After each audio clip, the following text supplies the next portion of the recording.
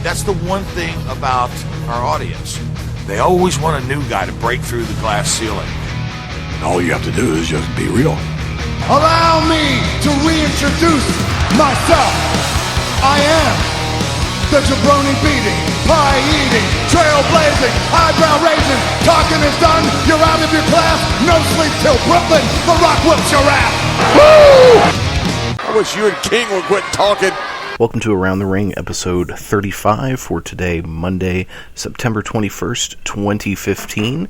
It's the day after Night of Champions, the Monday after a weekend full of pay-per-views with Ring of Honor's All-Star Extravaganza and the aforementioned Night of Champions from WWE. And ask the burning question, who booked it better? Both organizations going into this weekend had a top guy who held their two, or in the case of WWE, two of their top titles. And who came out looking better this weekend? It's it's a tough question, and it's funny seeing these two companies, pretty much the bigger ones stealing the smaller ones' booking ideas. But that's going to be one of the main questions we're going to ponder this week here on Around the Ring. Before we get into that, some cool news. For those of you who use iTunes, you can now hear Around the Ring every week via your iTunes. You can subscribe to us there. A link is on our homepage, aroundtheringok.wordpress.com. You can also follow us on Stitcher and TuneIn Radio. Please do so. Give us some likes, comments on any of those. That would be fantastic. You can also hear us on the Kings of Wrestling Empire. Each and every week we're on the on-demand section there. And you can hear us... where else? Oh yeah, K98 Talk, the people who pay the bills to let this thing keep going, and the Spark Radio Network. So you can hear us on all of those great platforms. But if you use iTunes, please check us out there. That would be awesome. Great weekend of wrestling, a lot of fun this week. I did not get a chance to watch WCW Fall Brawl from '95. That was my plan. Still, I am going to every week watch an old WCW, either Nitro or pay-per-view, depending on which one comes up. This weekend, I just didn't have the time to get to it. I started watching it, and I just did not have a chance to get through all of it, because I had 3 extra hours of stuff to watch in Ring of Honor's All-Star Extravaganza, which I thoroughly enjoyed. Let's get right into it. Let's talk about Ring of Honor first, because this is, each and every week, Ring of Honor is a show that I thoroughly enjoy, and it is one that I look forward to all the time. And Jay Lethal, I think, said it best. He was on the Wrestling Observer radio show. I think it was Wrestling Observer, but they were doing a big ROH week this week, and he said, they've got the best locker room in professional wrestling. It's hard to argue against that, because they've got Jay Lethal, they've got AJ Styles, the Young Bucks, Adam Cole, Roderick Strong, the Addiction, the Kingdom, Red Dragon, Moose, Cedric Alexander, ACH, and that's just kind of, touching the surface. War Machine, they're the Briscoes. How could I forget the Briscoes? So they have got one hell of a lineup, of a locker room, and it shows each and every week. They have these really tight, outstanding shows that are fun to watch. They're easy to follow. And I think since we have 2 pay-per-views we're going to go over, I'm not going to spend a whole ton of time talking about the go-home shows for both Ring of Honor and for WWE, and in that case, Raw. But I do want to go over a couple of things. Ring of Honor's go-home show was from the old ECW arena. Donovan Dijak and Jay Diesel had a match against Red Dragon with Jay Lethal on commentary, which was great. Lethal was very defensive. It was a lot of fun listening to him. After the match, Kyle O'Reilly got in Lethal's face. Red Dragon got the win. The thing about this match that really stood out to me is how much better Bobby Fish and Kyle O'Reilly are than Donovan Dijak and Jay Diesel. Now, to be fair, Dijak and Diesel are very new, but Fish and O'Reilly are fantastic wrestlers. There was Briscoe's backstage promo. We had Cedric Alexander versus Dalton Castle with Silas Young on commentary. Silas Young has his character down, and so does Dalton Castle. The crowd was so over. I mean, Dalton Castle was so over. The crowd was super into him. It's a Philadelphia, Pennsylvania crowd. What do you expect? I mean, that's one of the smartest wrestling crowds in the world. And an observation I had during this match was that Cedric Alexander in some ways kind of reminds me of the Dolph Ziggler of Ring of Honor, except that he hasn't yet gotten the crowd support that Ziggler has. He is this incredible workhorse of a guy, and I think turning heel in having this new aggression is a great thing for him. It's going to really help him out in the long run. Kind of like when Ziggler turned heel years ago. And then people eventually just turned Ziggler babyface because he's so damn good in the ring. I think that's going to happen to Cedric Alexander at some point. At one point, Castle did a deadlift German suplex to Alexander that looked incredible. And Cedric got the win after what had happened? Crap. Silas Young did something with the boys. It was a distraction roll-up. Yeah, it was a distraction roll-up. That's what it was. But overall, good match. The Kingdom versus War Machine was the main event.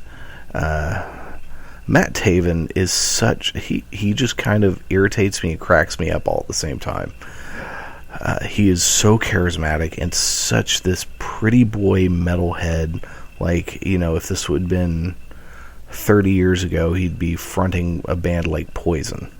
That's what he reminds me of. He's very much like a young Shawn Michaels. So Maria Kanellis was going to get involved in the match. The Young Bucks come out to stop it. War Machine gets the win. The Young Bucks hit the ring, super kick Michael Bennett. The Addiction comes out and takes out the Bucks with the tag team belts.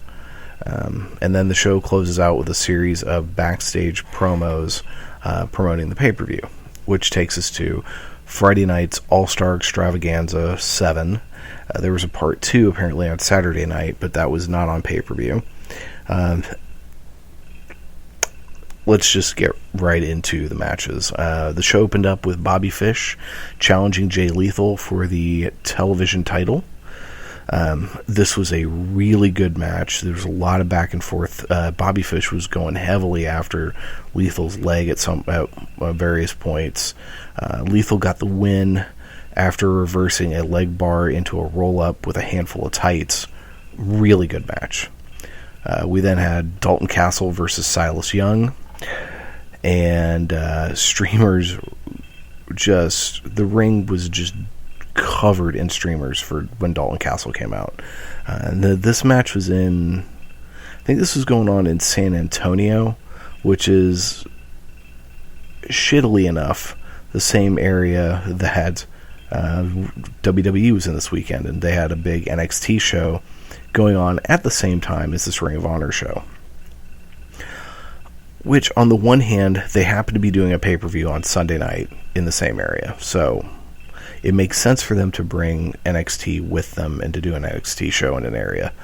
But just to do it right against a Ring of Honor show is just, to me, unbelievably shitty. I can kind of understand the business... No, actually, I really can't. Ring of Honor is not really a threat to the WWE. And the fact that they are trying to squash it and put it out of business is just stupid on their part. Where the fuck else are these guys gonna, cut their teeth? Yes, there's PWG, which a lot of these guys also wrestle in, which is, I will say, the one organization, if I could get my hands on more of their stuff to watch, I would really like to watch more PWG stuff. But, they're shooting themselves in the foot. They can't create all-stars from the ground up. And if, hell, they haven't done a very good job doing that, period. There aren't very many people that have just gone through their developmental system that have become big stars. I mean, you'd really have to go back to, Cena, Orton, Lesnar, but, Lesnar almost doesn't count. Cena did, about 5 minutes in some other independents in California before getting into OVW. Orton, I'm pretty sure, was in OVW from the beginning. And Batista as well. So those were guys that, they had success with, but, that was 10, 15 years ago, and 10 years ago at this point. And the business is very different now. And what the fans are looking for is different. And I think indie wrestling has shown that you just can't have these lumbering behemoths anymore. You have to have guys who can really work. And thanks to guys like CM Punk and Daniel Bryan, and now guys like Seth Rollins, Dean Ambrose, Cesaro, Kevin Owens, the mainstream WWE crowd fan base is seeing what independent wrestling looks like to some extent. Once it's been WWE watered down, kind of like what Disney would do to fairy tales, but without places for these guys to really cut their teeth and hone their craft, they're not going to have great talent in the future. So it's bad for the industry to hurt Ring of Honor. And, they're such a spiteful company. They didn't mind Ring of Honor so much when they were just on syndicated television. But by God, as soon as they get on a national cable channel, watch out. Anyway, so this was a really good back and forth match. At one point, Silas Young takes off his knee brace and is trying to use it as a weapon. The boys stop him from doing that, and then he goes to grab it again. The boys are trying to pull it out of his hand, and then the ref kind of gets distracted with that thing, allowing Young to hit a low blow and then hit his finisher, which I don't know what the name of it is, but it's basically a fireman's carry spinning into a cutter, and he got the win. At which they panned to the boys, because the stipulation of this match was if Silas wins, he gets the boys. He's going to turn them, as he says, into real men.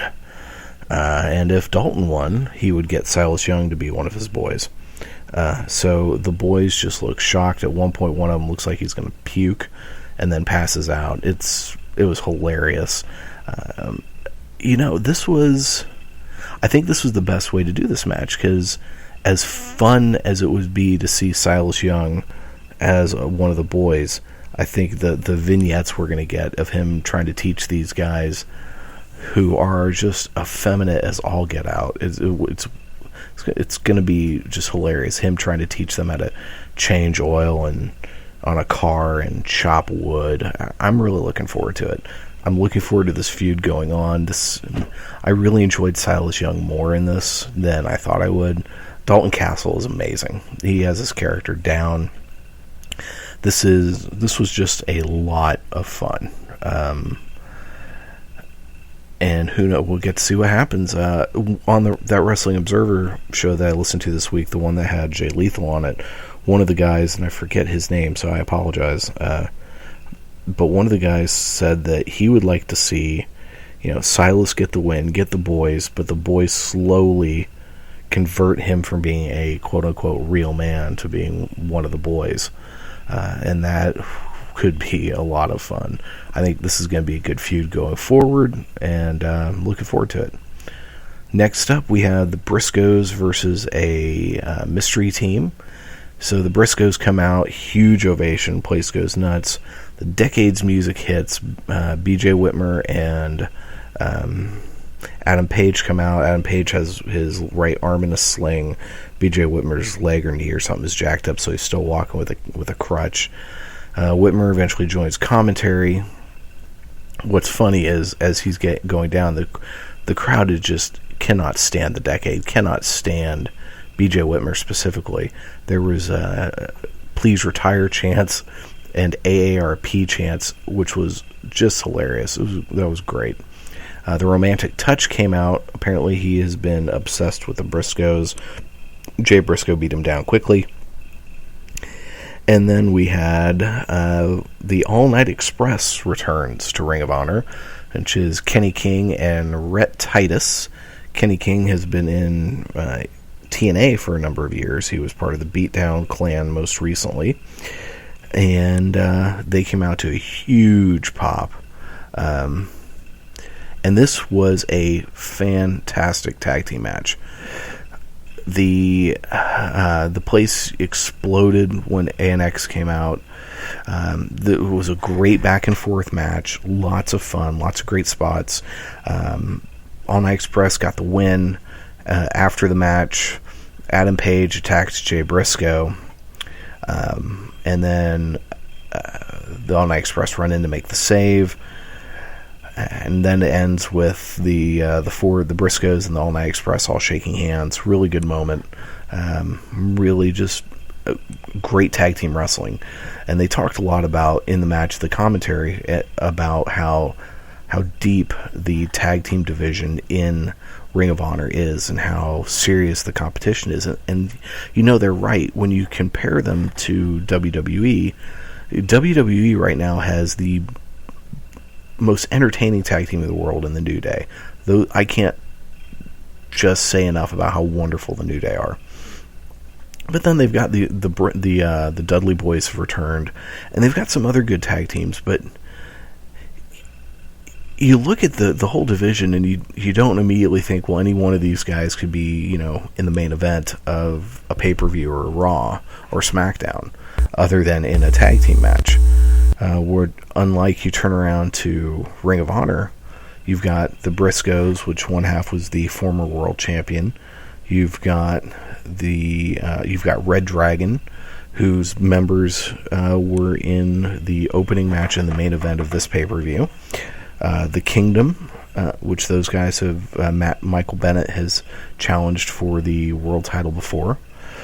You've got War Machine, who Hanson has challenged for the TV title in main events. You've got the Young Bucks, who are just incredible.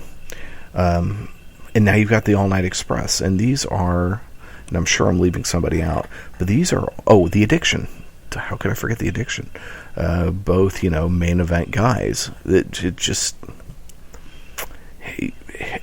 an unbelievably deep tag team division. It's fantastic, and I'm looking forward to seeing what's going to happen with it going forward. But we'll get back into that here in a minute when we talk about the tag team match.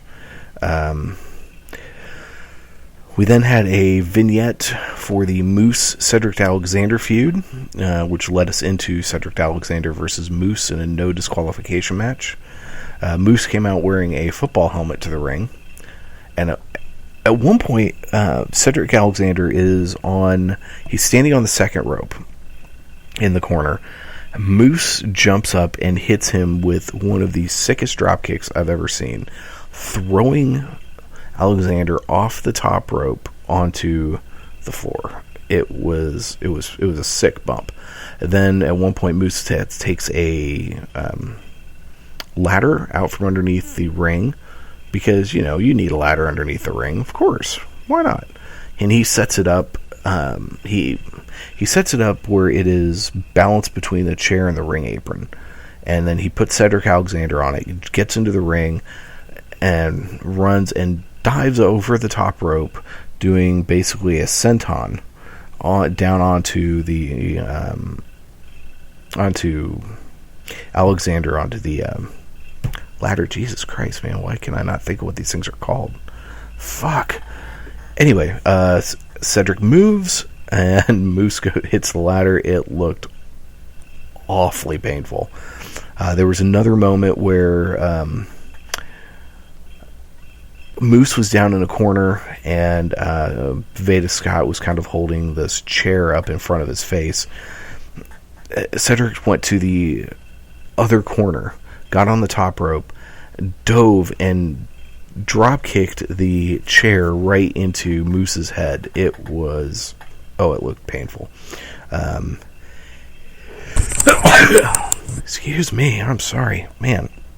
Ugh, I sound so professional today, you know? But in my defense, sneezes, not really easy to control. You know what I'm saying? Anyway, what else happened? There were so many sick spots in this match. At one point, a chair gets pulled into the ring, and the wrench had gotten involved, which the wrench is, I believe it's Veda Scott brought it out, but that's how Cedric Alexander's beaten Moose a few times by hitting him in the head with a wrench. Well, Stokely Hathaway, Moose's manager, gets his hand on the wrench, clocks Cedric in the face with it.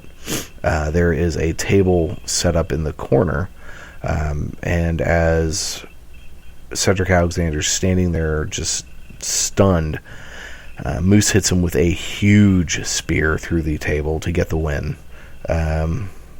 Fun match. I think both of those guys need a vacation after it because it looked like it was painful. Next up, we had ACH versus Matt Sydal in a best-of-5 series. Going into this match, they each had one win.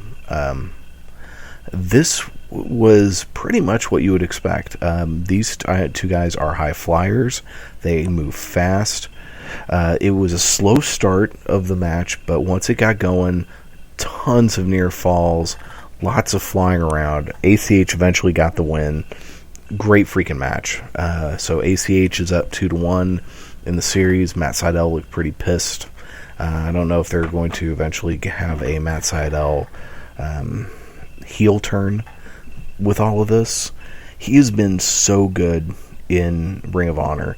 He was in WWE for so long as Evan Bourne, and sometimes I get the feeling they didn't know exactly what to do with him, other than taking a sweet looking RKO out of a shooting star press. Whew, that was awesome.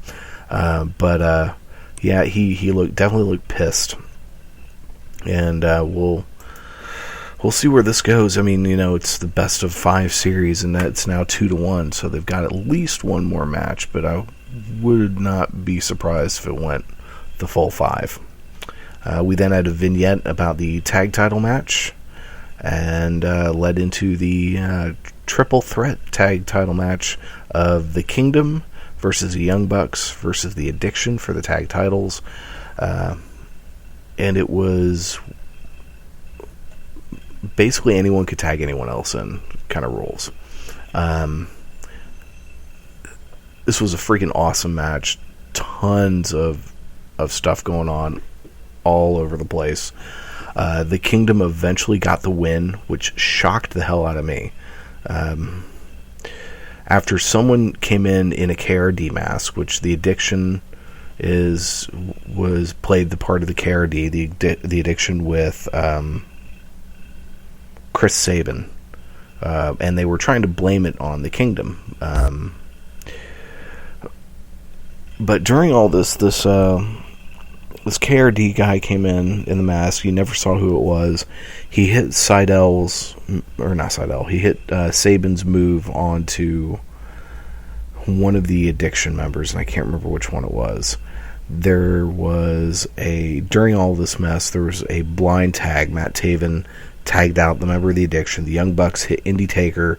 Taven runs in, rolls up, I want to say it was Matt Jackson, and they got the win. Oh my god, this was such a good match. If you've never watched Ring of Honor, this is a great match to start. If you're only really familiar with WWE type stuff, well, one, why the hell are you listening to this show? Because I have a feeling only some really hardcore fans listen to this, because I'm one of many, many shows out there, and I'm just some jabroni. But this is a good match to start with, especially for a match of currently what's going on. So it was really good. Followed up by another really good match, a fatal 4-way, or as they call it, tornado rules, for the number one contender to the world title. We had Roderick Strong versus Michael Elgin versus Adam Cole versus AJ Styles. The two people most over in this match were Cole and Styles. Super over. The commentary team made lots of comments about Cole's new attitude. Remember that. And that is something I didn't even really pick up on until after the fact. So remember how I told you, if you've never watched a Ring of Honor match, watch that Kingdom Young Bucks Addiction match. Well, if you're not a tag team fan and you've never watched Ring of Honor, watch this match. This Roderick Strong, Michael Elgin, Adam Cole, and AJ Styles. It was just... fuck. It was so good. You have, 4 fantastic wrestlers, 2 of which I would consider 2 of the best wrestlers in the world today, in AJ Styles and Adam Cole, who happen to be 2 of my favorite current wrestlers, AJ Styles and Adam Cole. Going at it, it was just unbelievable. AJ Styles gets the win after he hit the Styles Clash on Adam Cole. Really good code of honor at the end. They all shook their hands. It was incredible, and it left me wondering, one of the few titles that AJ Styles has never won is the Ring of Honor World title. So is he going to be the guy to go against the winner of tonight, this title match that was coming up next? Is he the guy who's going to go after either Jay Lethal or Kyle O'Reilly? I don't know. Well, obviously he's going to get a match, but is he going to be the guy to become the next champion? It would make sense. He's been a 2-time IWGP champion. He was multiple times TNA champion. He's arguably the best wrestler in the world today. He's doing better than he's ever done in his career. So it would make sense. I am looking forward to... And and I say this a lot when I talk about Ring of Honor, that I'm looking forward to what happens next, because I am, each and every week, man. I am. We then have a world title match vignette, and then we've got Kyle O'Reilly versus Jay Lethal for the world title. Something I really liked: Lethal comes out still limping from the previous match. So remember, there is... they're holding continuity. He had a match, the first match of the night. There was this match back and forth.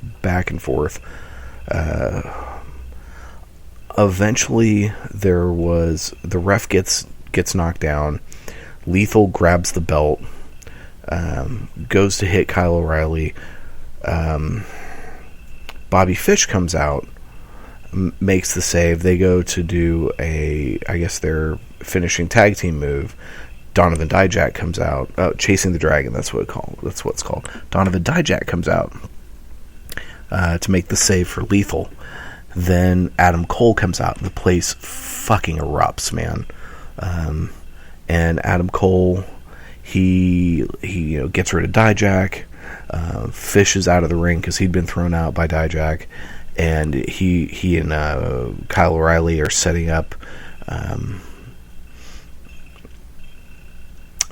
Jay Lethal for the Future Shock finishing move, and then the bomb drops, and Adam Cole super kicks the utter fuck out of Kyle O'Reilly, his best friend. O'Reilly barely makes it back to his feet. Lethal barely makes it to his feet. Lethal hits a lethal injection, at which they have this great shot of Adam Cole standing, leaning against the apron outside of the ring, and then the shot over his shoulder, you see Lethal hit the lethal injection, get the pin, as Cole counts out 1, 2, 3 on his fingers. and stands there looking all smug. The crowd is like, pissed. And King Carino is like, why are you doing this, And this plays into the foreshadowing from earlier. They talked about how, Adam Cole's new attitude. At one point, Carino even said, I support Adam Cole no matter what. His new attitude's doing wonders for him, this, and that. And here he goes. The Kingdom comes out, and the four of them stand over O'Reilly, and they hold up the Four Horsemen sign, which is their hand signal. And then the show goes off the air with the four of them standing in the ring, holding their arms up. And you know what? My reaction to this was legitimately sad. And this is where Ring of Honor has done a great job with the storyline, and I think why Adam Cole is such a great character, is that I was really rooting for him as a babyface. Watching him come around, he's like that character in a movie that has been a bad guy, but starting to really see the light, starting to become a good guy. And you're like, come on, do the right thing. And then he turns. I'm trying to think. Shawn Michaels kind of had that. Bret Hart was really good about when he was a babyface. You loved him. When he was a heel, you wanted to slit his throat. And Adam Cole, I think, has that down. This really sets up a feud between Red Dragon and the Kingdom going forward, for sure. And that's how we go off the air, with the Kingdom standing tall. Not at all what I expected. But, and you could definitely say that ending was a fuck finish. But it's not one that I was thinking of. And I never did a full rundown of predictions of this event last week, because I didn't know what all the matches were going to be. And admittedly, as much as I love Ring of Honor and I try to watch it every week, it's hard for me to keep up with when their pay-per-views are and all of that, because it's so kind of sporadic, and they don't have them on Sunday nights like WWE does, and all this and that. But this was a great show, and they really booked their world champion / TV champion really strong. Jay Lethal came out of this thing looking like gold. They did a fantastic job booking him, which will then take us to WWE. And how did they book it? Their dual champion. Did they do a better job? Well, we'll see. We'll talk a little bit about Raw. Raw this last Monday was pretty fucking awful, honestly. Show opened with Sting, Seth Rollins vignette. Triple H and Stephanie come in for an in-ring promo. They did talk about this new generation of wrestlers. They mentioned Cesaro, Kevin Owens, Neville, the NXT Divas as this new generation. That I liked. They also, in all of that, they mentioned, Roman Reigns, Dean Ambrose. And what was interesting about this crowd, this was in... Where the fuck was this? Was this Houston? Crap, I can't remember. It was in somewhere in Texas, but it was very much a casual fan crowd. They were popping for Roman Reigns, they were popping for John Cena, they were popping for Dean Ambrose, even though Dean Ambrose is a guy who he gets over with the smart crowds and with the casual fans. And you know what? In all of this, Triple H is in total babyface mode. They announced that Sting will compete on Raw for the first time against The Big Show. Yeah, 1995 called. They'd like their show back, I like this the first time I saw it when it was called WCW Monday Nitro. But anyway, The New Day came out because they were going to have their rematch with the Primetime Players for the tag team titles, and they get out there and they dance with Triple H and Stephanie, which was a hilarious sight. The New Day, beyond a shadow of a doubt, is the best thing in WWE right now. The most entertaining thing on Monday nights. Kofi Kingston, Xavier Woods, Big E Langston, the New Day are just killing it. This was a pretty good match. There was one moment, Titus O'Neil, who is huge, he was on his knees. Kofi Kingston comes off the ropes, and he just open hand slapped Kofi on the chest. And it looked so painful. There was one moment where Darren Young gets in the corner and he's being beaten down by the New Day, and Xavier Woods is on the outside. He says, "Oh, Darren, what happened?" Xavier Woods is amazing as their mouthpiece, and with that trombone, the New Day gets a win thanks to Xavier. The New Day then come out and dance on the announce table. Dudley Boys come out and talk smack from the stage. Fantastic. We had Triple H, Stephanie, and Seth Rollins backstage. They set a match for Cena versus Sheamus for tonight. Gross. That's just was my thought. There were replays of the whole Charlotte Nikki stuff. We had a backstage interview with Charlotte and Ric Flair. So I gotta ask, what the fuck is this sparkle crap they're putting on Charlotte's face?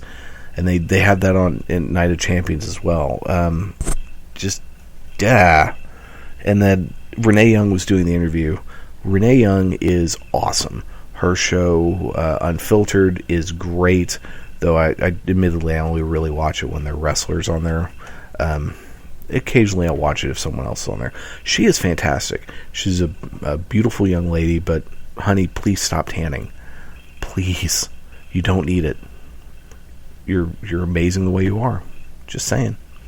What happened next? We then had Paige versus Sasha Banks. There was some dueling "Let's go Sasha, let's go Paige" chants, though they were kind of small. Paige hit a wicked German suplex at one point. Sasha got the win. This was a much better match than last week. The match they had, Team Bad came out, ganged up on Becky Lynch and Paige. Charlotte was out, was not out there, so there was a beat down there. We had a replay of the Wyatts taking out Randy Orton on Raw last week and Jimmy Uso on the SmackDown. Then there was a vignette about Connor the Crusher and Connor's Cure. We then had a very creepy Miz TV with the Wyatt family. It's hilarious. The crowds just do not react to the Miz.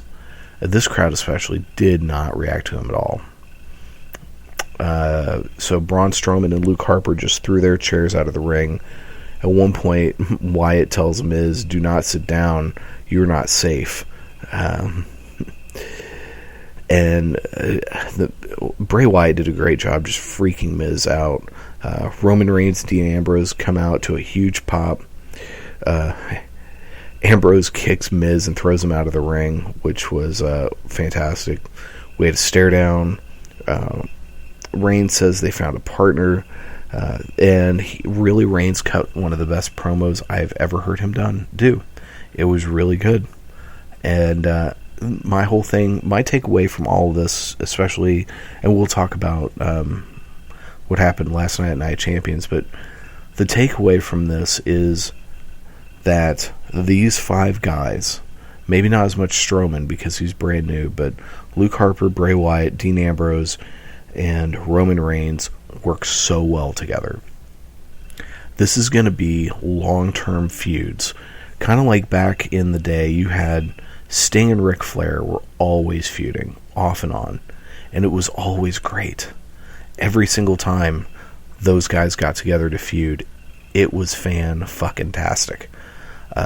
And to me, I see that in these guys. I see this long-term feuds that are going to be entertaining, that you can go back to every few years, and it's always going to be good. They really bring out the best in each other, and I hope they keep it going. But we'll talk about Night of Champions here in a moment.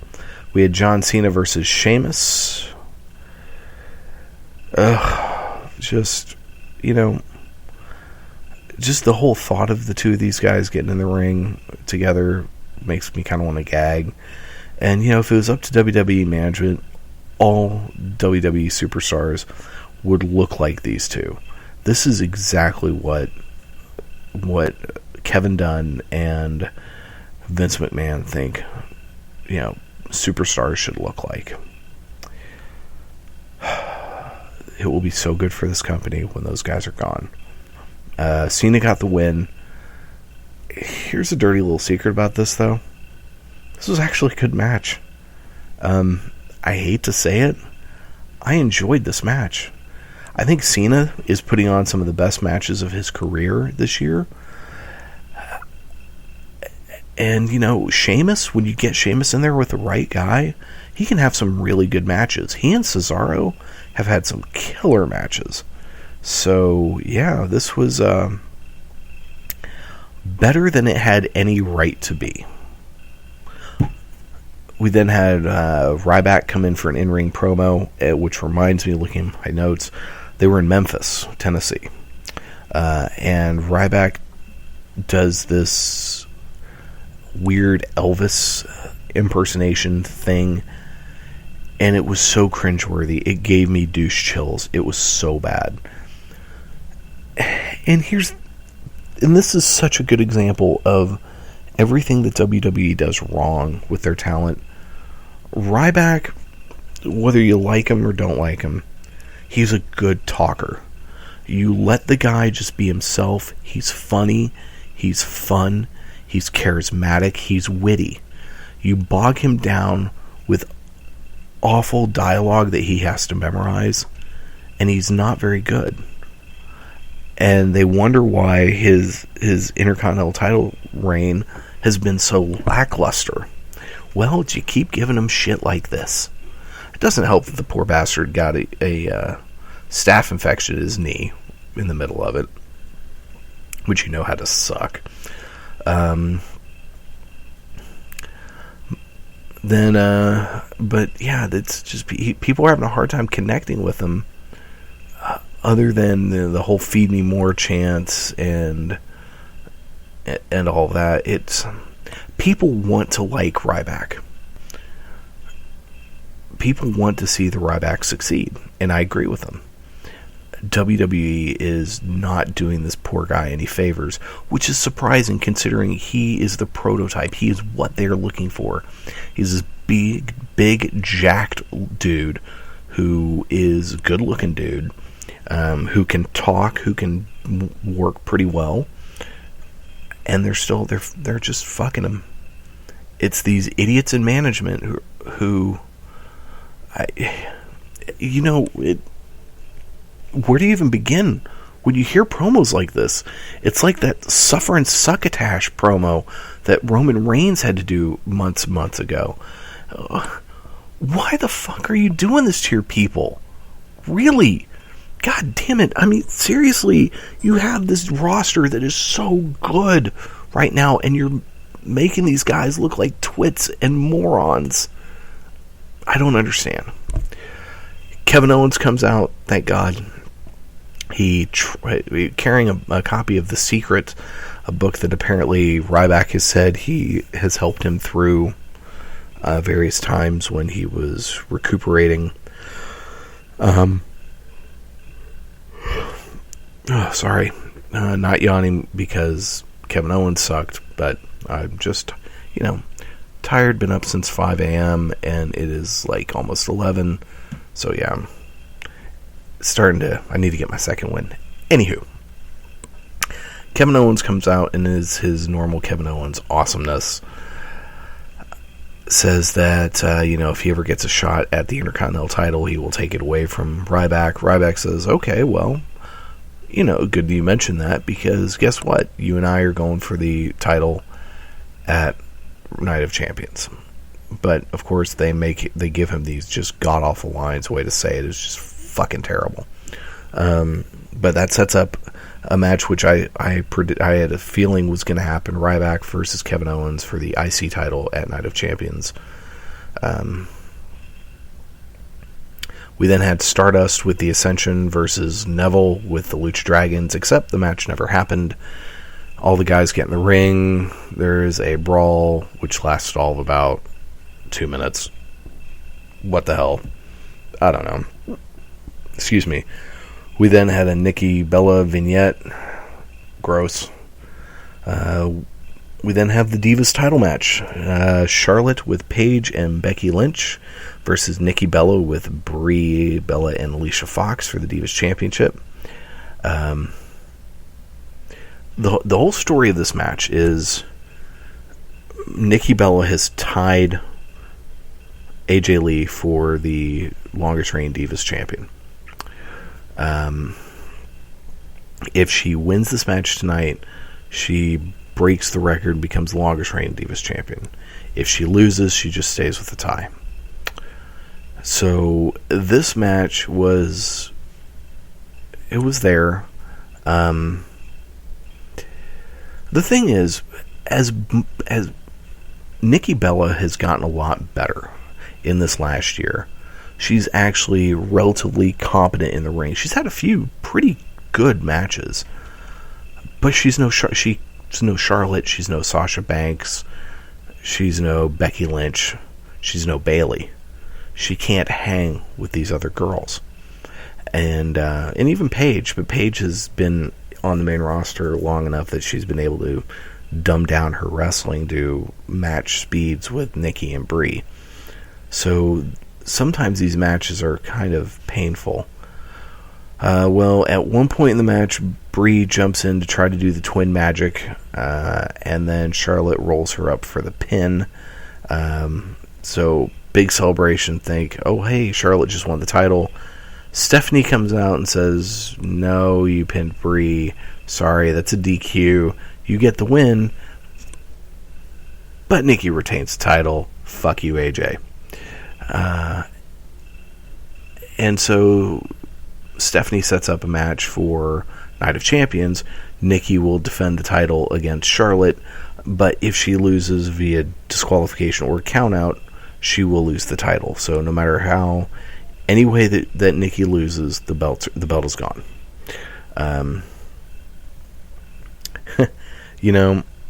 This was my note when I'm watching this. That was such a spiteful move on WWE's part to screw AJ Lee and CM Punk. If I only knew what was going to happen a week later. Because the screw job continued. Let's try to knock out the rest of this so we can get on to Night of Champions. Rusev with Summer Rae had a match against Cesaro. And I see this, I'm like, my first thought is, son of a bitch, if they job out Cesaro to Rusev, I'm going to be pissed. There were tons of Cesaro section signs. There was a Cesaro section chant at one point. Dolph Ziggler comes out to the ring, does not get in the match, but he comes over to Summer Rae and hands her this present, or tries to. Eventually puts it on the announcer's table. And when Rusev sees Ziggler talking to Summer, he starts to freak out. Cesaro rolls him up with some kind of... It was freaking awesome looking at him. A hammerlock, head scissor roll up thing. Cesaro got the win, thank God. But what are they doing, man, with Cesaro? What are they doing? Jesus fucking Christ, man. This guy is one of the greatest wrestlers in the world today. And you're doing dick squat with him. What the fuck is wrong with you? Why is this guy not in the main event picture? Why? Ziggler jumped in the ring, super kicked Rusev.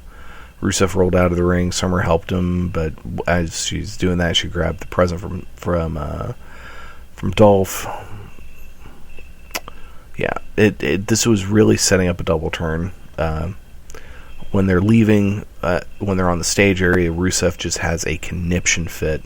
And this is what Rusev does really well. And I'm really starting to enjoy him because he has the best temper tantrum face. It's just, it's awesome. We then have shots of, there was a Connor's Cure vignette. We then had some shots of Big Show backstage with Seth Rollins. Then they had Summer Rae and Rusev backstage. Rusev goes into his dressing room. Summer waits in the hall, looks at the present that Dolph gives her, gets a smile on her face. Yeah, there's a double turn coming. We then have Triple H and Stephanie McMahon backstage. Big Show comes in. Triple H says Big Show's a problem solver. Whatever. We then have Big Show versus Sting. Triple H and Stephanie are at ringside. There's a nice reaction for Sting, which I would think, he did a lot of his formative years in the Memphis area, and he was, in Crockett for so long, which is the Southern promotion, WCW and all that good stuff. So, match is going on. Seth Rollins hits a ring for a DQ. John Cena comes out and makes a save. They go to commercial, come back. It's turned into a tag team match. Cena and Sting versus Big Show and Rollins. Pretty good match. Rollins eventually taps out to the Scorpion Deathlock. It wasn't bad. But like I mentioned before, this crowd, my big takeaway from Raw from this last week, was the quintessential casual fan crowd. I'm not criticizing it. It's nothing bad or good. Just that's what it seems like. And now we go to Night of Champions. And the big question, did WWE do a better job booking their double champion than Ring of Honor? Well, we opened the show with Ryback versus Kevin Owens for the Intercontinental title, which I thought was strange. I figured, one of Rollins' matches would be first. Ryback came out some boos. There's a big pop for Kevin Owens. And at one point, Ryback gets thrown into the steel post while he's in a hammerlock, and Kevin Owens just keeps going after the arm and going after the arm. And at one point, Ryback's laying there. He's like, referee, my elbow! And Kevin Owens just yells, "Shut up!" Which was just awesome. Ryback gets Owens up for a shell shock with Owens rakes the crap out of Ryback's eyes. Does a roll up and gets the win. We have Kevin Owens as your new Intercontinental Champion. A really good match. It actually was a great start for the show. I enjoyed it. We had a vignette of the Brock Lesnar Go to Hell tour, which is starting at the Madison Square Garden match he's going to have with the Big Show, which is going to be one of those special events on the network. Then he's going to be on Stone Cold's podcast, and then at the end of the month, he will face Undertaker at the Hell in a Cell pay-per-view in a Hell in a Cell match. That could be cool, I gotta say. We then next have Dolph Ziggler versus Rusev. And I love faces. Okay, the faces people make, they crack me up. And sometimes I think that is, whether it is in a movie, in a TV show, a comedy situation, but especially in wrestling, making the faces people make can really make a huge difference in a not only just a character but a storyline. And Rusev makes some of the absolute best frustrated faces. When he gets exasperated, his face is fantastic. At one point, there was this just wicked looking tornado spike DDT that Ziggler hit on Rusev, and what made it so badass is when he planted Rusev literally just stood there in basically a headstand for a good, 15 seconds before he fell over. Maybe not quite that long, but man, it looked awesome. And then at one point, I thought for a second that King Carino had replaced Michael Cole on commentary when Cole yelled out, "Super kick!" It was very Carino-esque. Like a few weeks back, JBL had mentioned Super Kick Party. I'm sure this was either a nod or a middle finger, who knows what, to the Young Bucks and to Ring of Honor, who apparently the Young Bucks were backstage at Night of Champions. They were hanging out with Finn Balor and some other people. There was a picture of them with Solomon Crow, and in the background you could see Bull Dempsey, who I've got to the point where I actually really like. But anyway, let's. So this match, at some point, Summer gets on the apron and gets somehow thrown into the ring, and the ref goes to check on her, "Are you okay?" And then he kicks her out. Says, "You can't be here anymore." She starts freaking out, takes off her one shoe, throws it down the aisle, takes off the other shoe, goes to throw it at the ref. The ref ducks. It hits Rusev in the face, which then Ziggler hits a zigzag and gets the win. Summer freaked. She's sitting on the floor in the aisleway. Rusev just leaves her. As Dolph Ziggler's leaving, he stops. He takes her hand, gives it a kiss, and keeps going. They're setting the stage for this double turn. Ziggler was really healing it up in this match, and they're booking Rusev to become a sympathetic, victim almost. So the bad thing is this feud really does need to end because it's not very good. But it was a good match. I give them that. It was a good match. Had Lana not been hurt with her wrist injury and having to get a surgery and all that good jazz, this probably would have been the end of this feud with the double turn, but wasn't meant to be. We then had the tag team title match, Dudley Boys versus the New Day. Xavier just does some crazy shit to his hair. He has this red stuff in there. And the New Day came out and they were talking about their Save the Tables petition, hashtag Save the Tables on Twitter, and they mentioned that even President Obama had signed it, and just the mention of Obama's name got so many boos. You're in a red state, man, when you're at a WWE event and someone mentions Obama and you hear nothing but boos. The New Day's on fire. This was a great fucking match. So much fun. At one point, the Dudleys almost had the win. I think they had actually... did they hit the 3D or not? Crap, I can't remember. They pretty much almost had the win. Xavier caused a DQ. New Day beats down the Dudleys, and then they decide to get out the tables. So they get out of table, but in the process of that, the Dudleys come to, throw out Big E and Kofi out of the ring, hit the 3D on Xavier through the table. It's just fucking great. This is going to be just this feud. What they really need to do, because the Dudleys don't need the title yet, they need to keep the title on the New Day, and they need to keep it on there through TLC. And there needs to be a tables, ladders, chairs match. The Dudleys versus the New Day. And that's when the Dudleys win the title. It would just be fitting. But this was awesome. Probably the highlight of the night.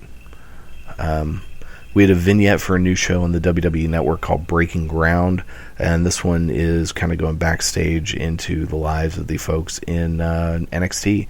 looks really cool. But I'm looking forward to that. We had a Nikki Bella vignette. Blah.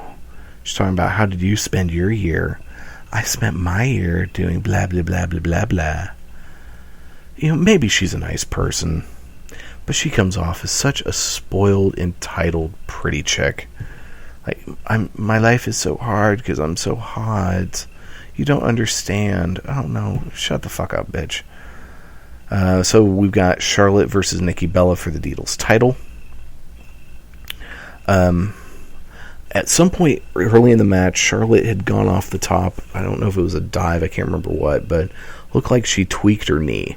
And that became the story of the entire match. She was selling her knee, so it was a pretty slow match. Nikki did a couple of, actually 3 times, suplexed her into the ropes, where her legs just landed on the bottom ropes. Had her in some pretty cool looking submission holds. But there was one point, Nikki had Charlotte in a sleeper, but they were near the ropes, and Charlotte was like holding onto the ropes to keep herself standing up, and the ref wasn't counting for her to break the hold. I was watching, I was like, what the what? Why are you trying to get the hold broken? It didn't make sense. So yeah, the match continued. Basically Charlotte spent the entire match selling her hurt leg, and I will have to say, like father like daughter. There were many times Ric Flair spent entire matches just selling. Charlotte did get the win after locking in the figure 8. And what was funny is after she won and she releases the figure 8, Nikki just has a temper tantrum. You just see her laying on her stomach, kicking her feet, banging her hands. It was hilarious. Nate came out, big celebration. It was actually good. It was pretty moving.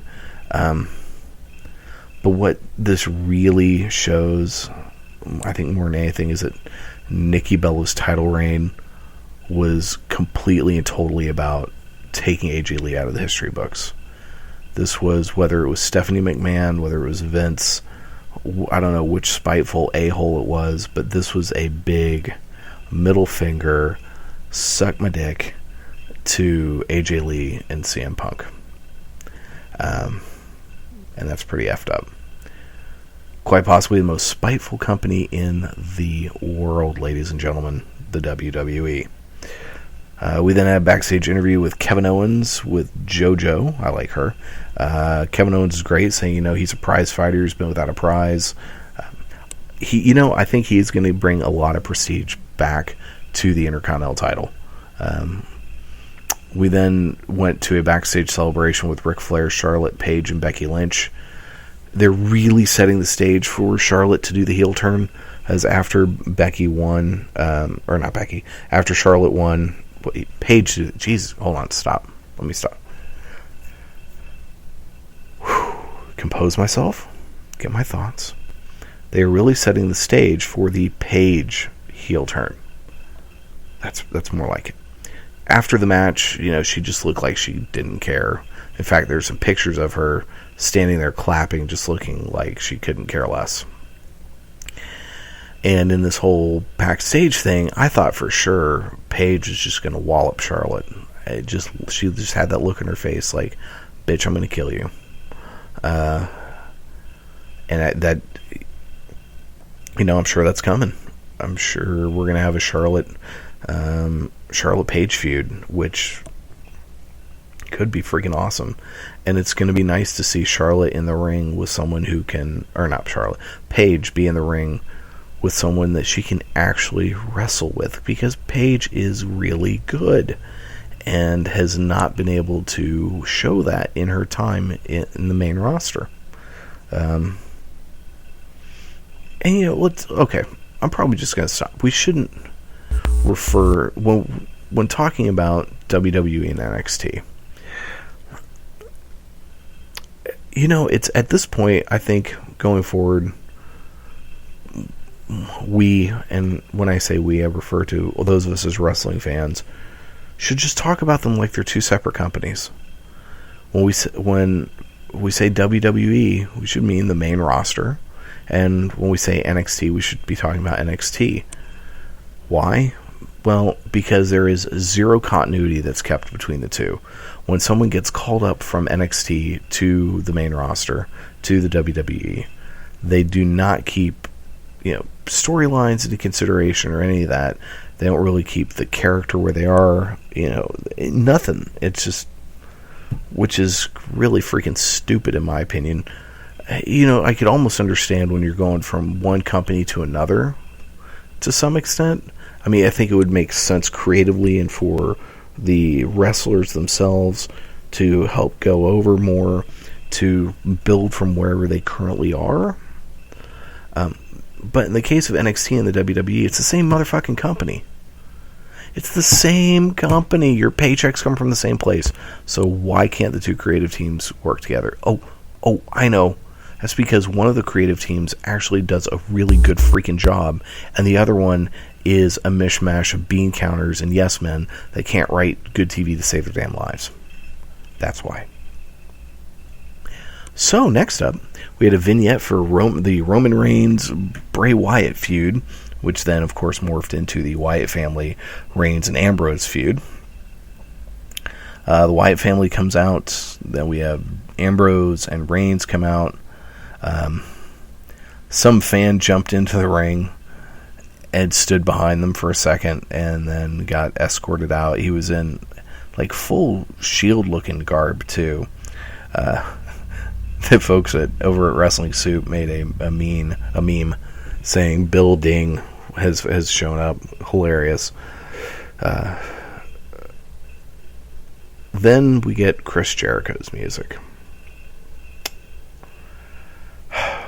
Is it bad that I was horribly disappointed that it was Chris Jericho? I'm just, I'm not that impressed with Chris Jericho. At least not now. He was great 20 years ago. He was fantastic in WCW. He was really good when he came to WWE. But he is such an arrogant douche. And, I've listened to his show, and he's so about self-promotion, and his fucking shitty band, and all of that crap. It's just, ugh. So Jericho comes out, but beyond me just being blah with Chris Jericho, they're bringing out a guy to face Braun Strowman, who is Sasquatch. This guy is huge. He towers over Roman Reigns, who is a large man. And so you're going to bring out a guy who's in his early 40s, who is barely taller than me. And I'm like 5'6", 5'7". So, yeah, how does that make sense?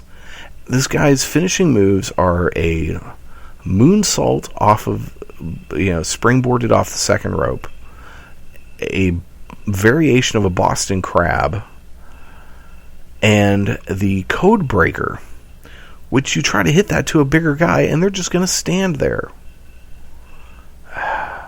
Makes no fucking sense.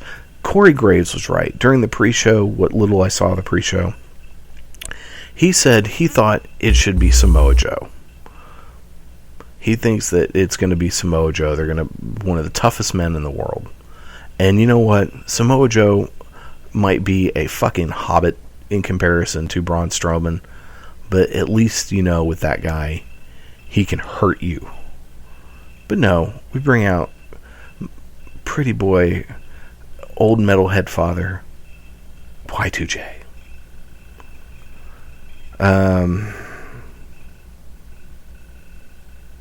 At one point, Jericho goes off the top rope, I think for a high crossbody. He gets caught by Strowman, and Strowman just throws him over the top rope, out of the ring.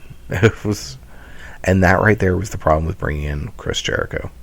And yes, Chris Jericho has a history with Bray Wyatt and the Wyatt family, which makes sense. So there is some continuity there.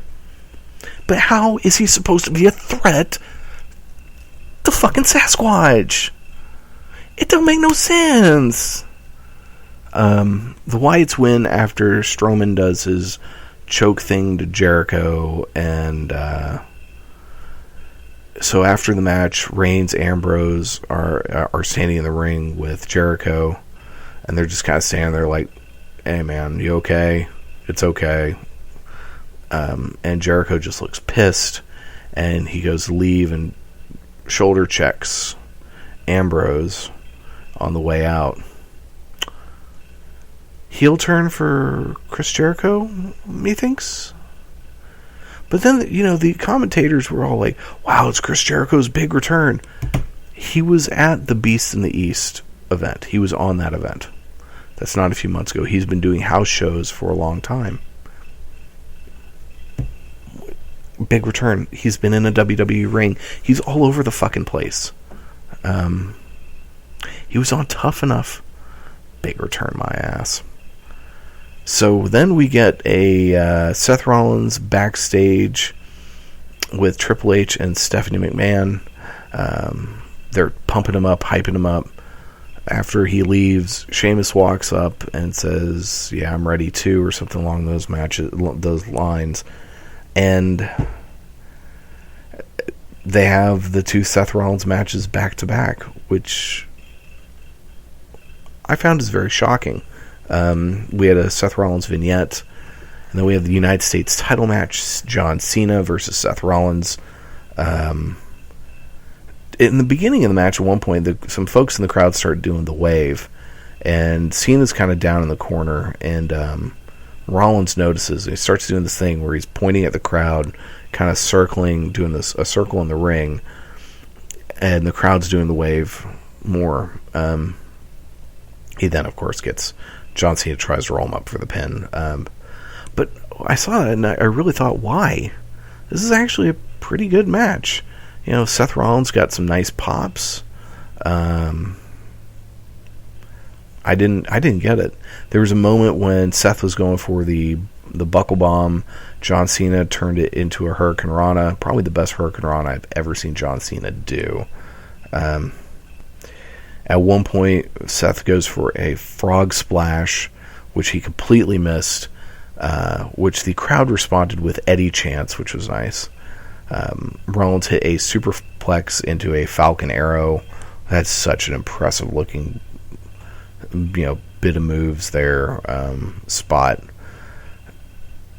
And, just watching this whole thing, Seth Rollins is a really, really, really good fucking wrestler. Really good. John Cena eventually got the win. You know what? I'm going to say this was a great match. I enjoyed the hell out of it. So Rollins gets out of the ring, grabs the world title, and says, "Screw this, I'm out." As he's trying to leave, Cena stops him in the aisle, picks him up hits an AA on the floor, throws him into the ring, and leaves, which brings out Sting. So Rollins is already just beaten to hell. Sting comes out, and this is for the WWE World Title. At one point, they are outside of the ring, and they're both standing on the announce table, and Rollins shoves Sting, and Sting goes through the Spanish announce table, which made me laugh. Not as much because the Spanish announce table keeps getting destroyed in matches, but at the beginning of All-Star Extravaganza, the Kevin Kelly and Steve Corino mentioned their Spanish announce team, which were up in a balcony area, and one of the announcers holds up this sign that says, "Don't break our table." And it was just so fucking funny. It was just so funny. Anyway,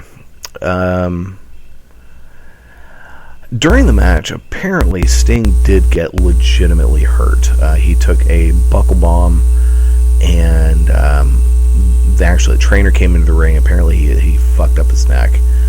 to the point where it might be career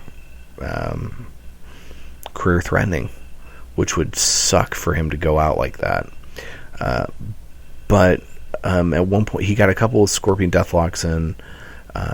Rollins reversed one of the Scorpion Deathlocks into a roll-up to get the pin. I was really, really hoping that Sting was going to win. But if the poor guy got hurt, then maybe it's time for him just to hang it up. Sting is one of my all-time favorite wrestlers. I thought he looked pretty darn good in this match. He did a great dive off the top rope onto the floor.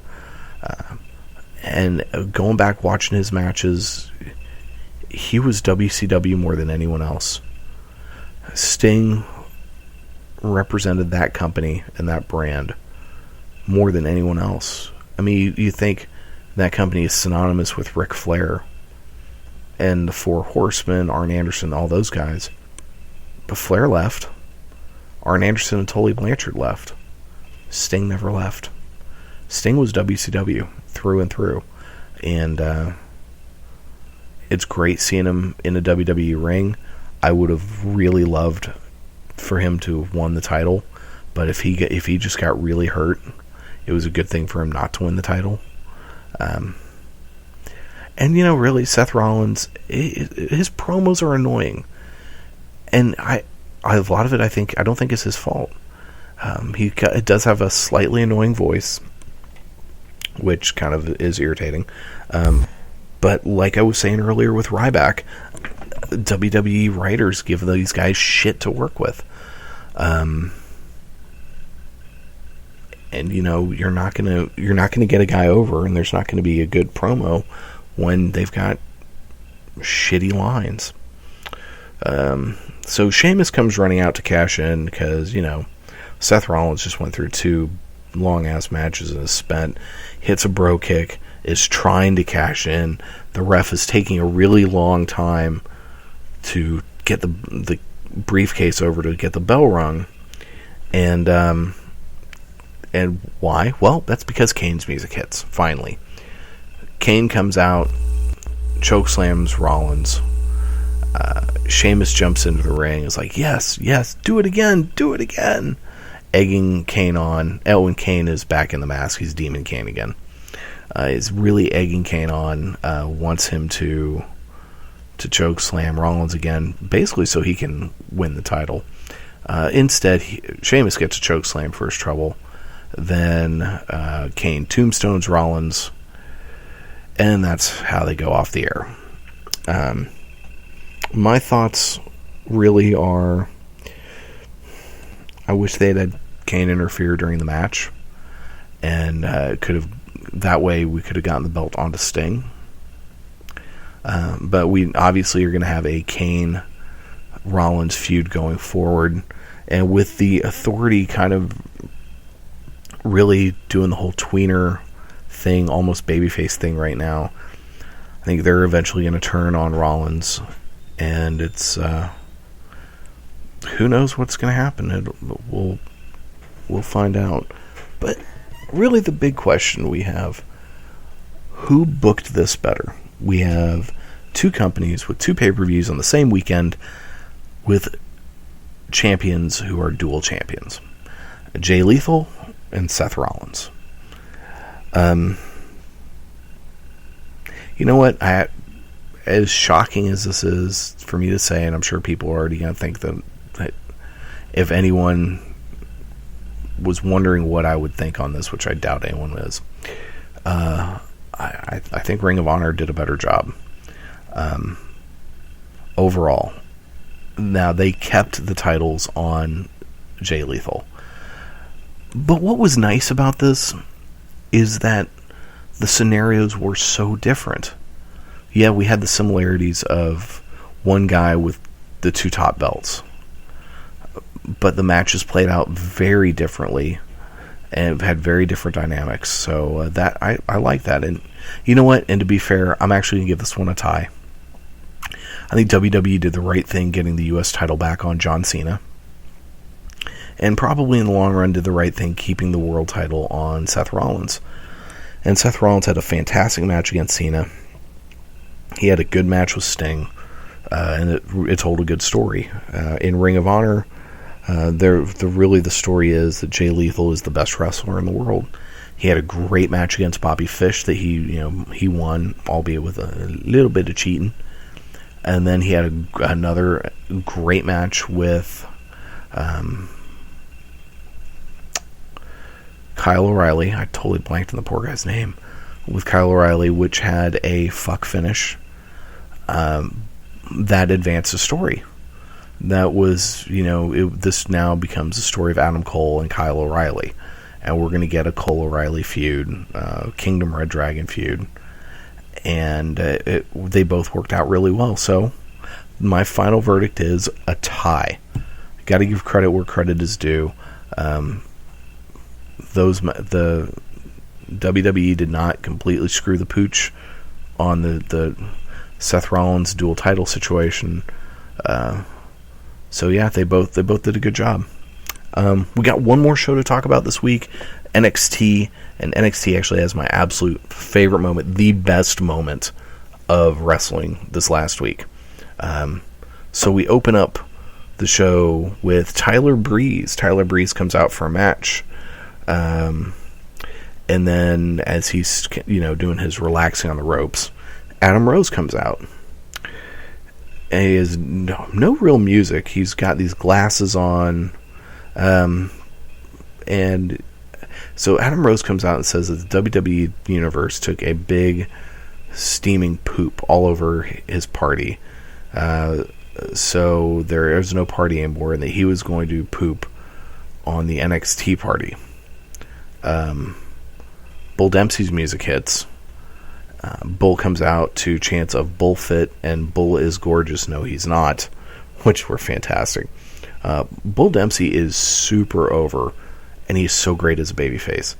It's so funny. This is a case of a character who, once they found the right thing to do with him, I went from hating every minute this guy's on television to looking forward to seeing him each and every week. That is me with Bull Dempsey. Hats off to the NXT writers and teams and Bull Dempsey himself. I'm a huge fan now. Bullfit all the way. So Dempsey asks Adam Rose to say, "Hey man, can I just have this match? Can you do me a solid?" And Adam says no. Slaps Bull in the face. There was a bit of a brawl between the three of them, and it ends up with Bull in the ring yelling at Breeze, saying, "Let's have a match. I want a match. I want to kick your ass," basically. And then there's cameras catch Breeze backstage, asking him what he thinks of Bull Dempsey's challenge, and Breeze is starting to film something on his phone with a selfie stick. And he says, "Well, if you'll just wait, I'm about to answer that question." And says that he accepts the challenge, and that the two of them are going to have a match next week. So, looking forward to that. That's going to be fantastic. We then have Ty Dillinger against some scrub. Dillinger wins with his knee thing. The folks there at Full Sail really into this Perfect 10 gimmick. We then had Baron Corbin and Rhino in a backstage interview, saying that they are not at all worried about whatever freaking team it is that they're going to face next. It was Johnny Gargano and Tommaso Ciampa, which was going to be a match later on this program. We then have an Asuka, or I think is how you pronounce her name, mini vignette, that's Kana, I think is what her name was, Kana. She's from Japan. It was a pretty cool looking vignette. It was real simple. The Full Sail University, the arena was empty, and these light things go down the ramp, and it comes up to a shot of her. She takes off this mask. She looks really badass. It's going to be cool. We then had Apollo Crews versus Solomon Crow. I think they shook hands at the beginning of this match. At one point, Crow got just super aggressive and really frustrated. Crews gets the win. Apollo Crews is fantastic. Future WWE World Champion right there. Just without a doubt. Solomon Crow's going to turn heel any day now. He needs to. He's just not done well in NXT, which is sad. We then had Johnny Gargano and Tommaso Ciampa backstage interview. We then have, it goes to Emma Dana Brooke interviewing backstage with Devin Taylor. They're saying that they feel overlooked and that they're putting the Diva division on notice. Dana Brooke is pretty cringeworthy during this. She is very athletic, but she's good at being a heel in that she's the kind of character you want to see get her ass whipped. But this was very cringeworthy, especially at the end. She always does this thing where she taps Devin Taylor on the head. Well, she came back and she did this thing where she started tapping her on her head with both hands and did a wiki wiki wiki sound, and she's like, remix, and then says something like rock on or something as she walks off. And the douche chills that I got were unbelievable. We then had shots of Sasha Banks getting out of an SUV outside of the Full Sail Arena. And then Kyle Edwards gives an update for the Dusty Rhodes Tag Team Classic Tournament. We then had the first round 2 match, which was Baron Corbin and Rhino versus Johnny Gargano and Tommaso Ciampa. Really good match. Rhino and Corbin get the win. I really hope they keep Gargano and Ciampa around. Those guys are great. Yeah, it was just a really good match. I can't even remember how the win.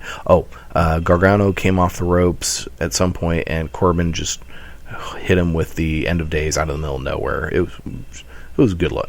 Looked great. We then had the Vaudevillains doing a backstage interview.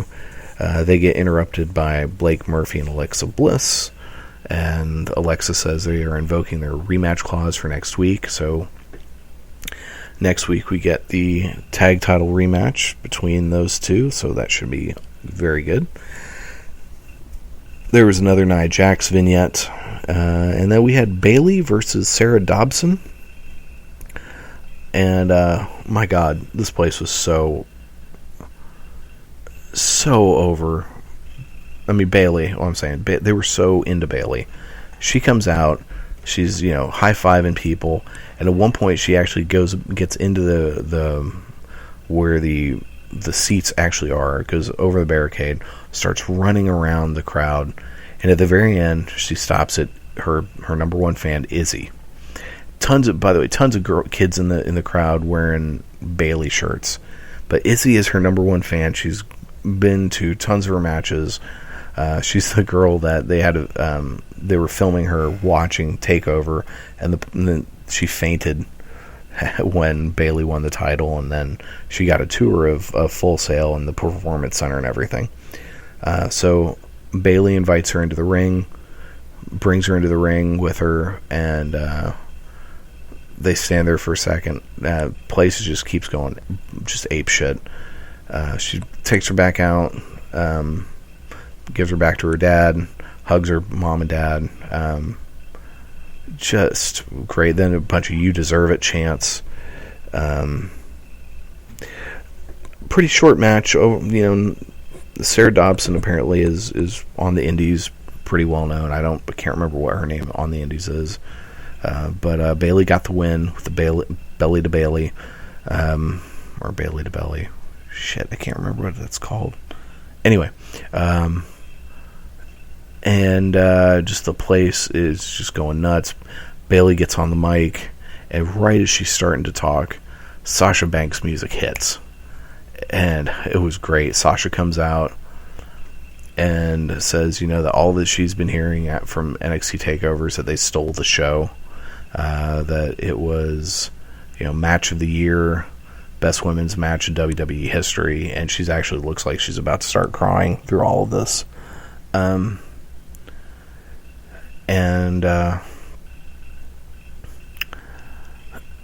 She says, what? I came here to be the best, not to just be in great matches.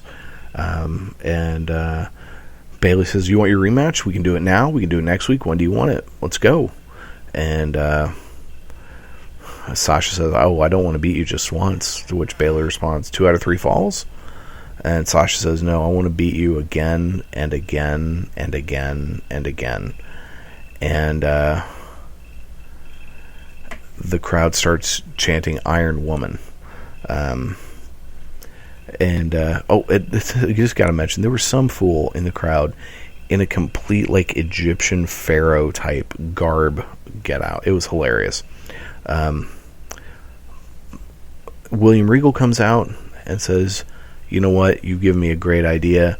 At the next TakeOver, the main event will be Sasha Banks challenging for the NXT Women's title against Bayley in a 30-minute Iron Man match." The place erupts. There's a stare down, a handshake, and that's how they went off the air. You know what? The best segment by far all week long. Bayley is amazing. You can't help but get excited for this woman, and Sasha Banks is just perfect. So that's how we went off the air, and that was it for the week. Next week, I will go ahead and talk about the Fall Brawl from 1995. Started watching a little bit of it this week. Only got through part of the first match, which was Brian Pillman and Johnny B. Bad, U.S. title #1 contenders match type of thing. We'll get into the rest of that next week. And until then, you can follow us on Facebook and Twitter. The handle is Around the Ring OK. Also, if you want to send me an email, if you have any questions, comments, suggestions, aroundtheringok@gmail.com. Don't forget to check out our webpage, aroundtheringok.wordpress.com. And please make sure to you listen to us on the Stitcher, on the TuneIn, and on the iTunes. So we're all over the place now for your listening pleasure. Thank you again for tuning in this week. As always, the faithful 40 out there, appreciate you guys listening each and every week. And as Jerry Springer always says, take care of yourselves and each other. You've been listening to Around the Ring on the Spark Radio Network. All you have to do is change your point of view and believe. Austin 316 says I just whipped your ass. Bam! Woo! This sucks more than anything that I've ever sucked before. What? It's for charity.